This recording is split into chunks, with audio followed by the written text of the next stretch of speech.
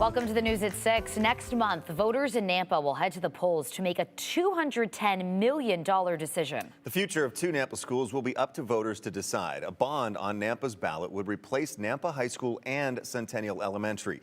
The district held a tour of those two schools today. Our Jude Binkley was on that tour. He talked with district leaders about what else this bond would cover. Jude? Well, Morgan, this is a $210.2 million bond and Nampa School District's first bond since 2007. Now, the goal of this bond would be to modernize campuses across the city to improve facilities and student opportunities.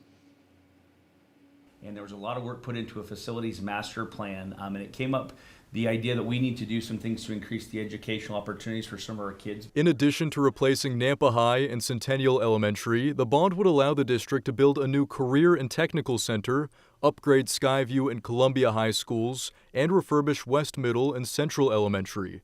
It would also upgrade athletic facilities, including stadiums, and provide more funding for campus security. It was very data-driven and a very research-based model that we looked at to find out our needs for the school, the educational adequacy, looking at the opportunities that we have in the classroom for each student, coupling that with does that classroom have the right resources, not only now, but for 10 to 15 to 20 years down the road. District leaders say being able to upgrade facilities in their schools would help give students across the district equal educational opportunities. That we give our kids a state-of-the-art or a cutting-edge opportunity so that they can come into the 21st century with the skills that they need.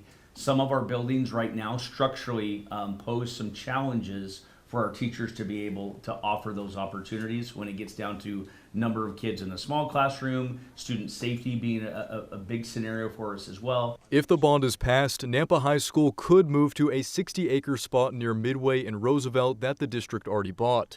That decision is up to the school board, and the district is recommending the move.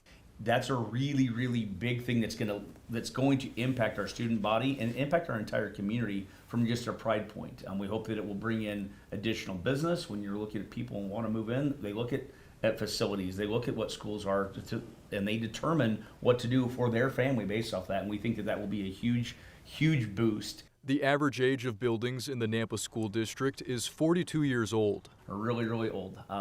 So what we're trying to do is make sure that we put that information out to our community and be transparent with them of what our needs are.